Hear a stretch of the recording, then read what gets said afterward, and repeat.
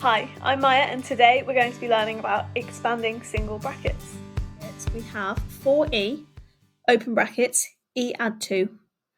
When we have a single bracket expression like this, we need to make sure we multiply whatever is on the outside of the brackets, so in this case the 4e, by whatever is inside the brackets, so the e add 2. I personally like to do these helpful arrows to remind me that I need to multiply the 4e by the e, as well as 4e multiplied by 2. So let's do this together now. If I have 4e times by e, that is actually 4e squared.